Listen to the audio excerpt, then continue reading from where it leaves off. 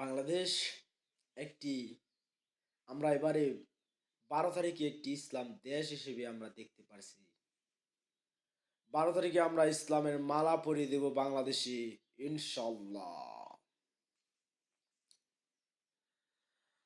আল্লাহর জমিনে এই যুগে আল্লাহর ক্ষমতা, এই যুগে 5 বছরের একটি ছেলেও টাচ মোবাইলে গোটা পৃথিবীর খবর তার মাথার ভিতরে রাখতে পারে। আসলে এদেশে এই সময়, এই যুগে এসে যারা ইসলামের বিরোধিতা করবে, যারা ইসলামের পক্ষে যারা থাকবে না, আল্লাহর জমিনে আল্লাহর পক্ষে যারা থাকবে না, তাদেরকে আমরা 12 তারিখে দাজ্জাল 12 তারিখে আমরা দাজ্জালকে বিদায় করব দেশ থেকে, ইনশাল্লাহ। 12 তারিখে আমরা ইসলামের মালা পরিয়ে দেব বাংলাদেশে, ইনশাল্লাহ। আমরা দেখেছি দীর্ঘদিন একটি দল, আমলিক একটি দল ক্ষমতায় ছিলেন, আমলিক একটি দল ক্ষমতায় ছিলেন, আমরা দেখেছি। দেখুন, আবার আরেক দাজ্জাল দীর্ঘদিন পরে এসে আমার ছোট ভাইয়েরা ছাত্র আন্দোলনে প্রাণ হারিয়েছে কত মানুষ, আমরা দেখেছি। বাংলাদেশে এক আল্লাহর জমিনে যেন আল্লাহর শান্তি বর্ষিত হয়েছিল ওই জুলাই ছাত্র আন্দোলনে। এটি যেন আল্লাহর একটি নেয়ামত।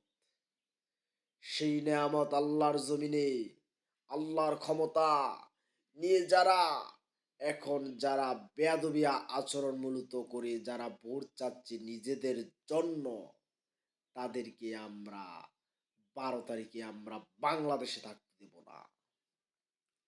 এটি একটি ইসলামের দেশ। এদেশে বাঁচতে হলে, 1 সেকেন্ড বাঁচতে হলে আল্লাহর কোরআন নিয়ে বাঁচবো। এর কোনো এর কোনো কিছুই হবে না। কোরআন ছাড়া এই জমিনে ঠাঁই হবে না। আমরা দেখেছি ছাত্র আন্দোলনে এটি যেন একটা আল্লাহর ক্ষমতা, যেন বাংলাদেশে আমাদের ছোট ছোট যুবকেরা, মেয়েরা সহ, মা বোনেরা সহ আমরা ছাত্র আন্দোলনে এই এক দাজ্জালকে আমরা, যারা ক্ষমতাশীল, যারা আলেম ওলামাদেরকে ফাঁসি সহ দিয়ে ফেলেছে, নির্যাতন করেছে, আমরা ছাত্র আন্দোলনে আমরা ভুলে যাই নাই। আমরা ছাত্র আন্দোলনে এই সরকারটাকে আমরা দেশ থেকে বিতাড়িত করতে পারছি। এটি যেন ভাই একটি আল্লাহর নেয়ামত, আমরা ভুলে গেলে চলবে না।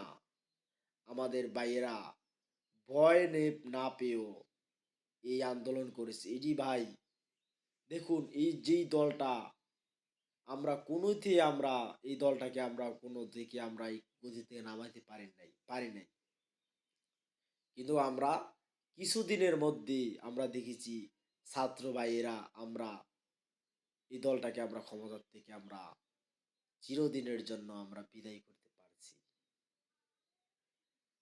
কিন্তু আবারও এসেছে নির্বাচন। নির্বাচন আসেন নাই ভাই, আল্লাহর জমিনে আল্লাহর ক্ষমতায় আসবে। আল্লাহর ক্ষমতা নিয়ে যারা অপমান করবে, তাদেরকে আমরা দেশ থেকে বিদায় করব। 12 তারিখে আমরা ইসলাম নিয়ে করব খেলা। 12 তারিখে আমরা দাজ্জালকে আমরা দেশ থেকে বিদায় করব। আসলে ভাই, যার ক্ষমতা তারে নাকি সব।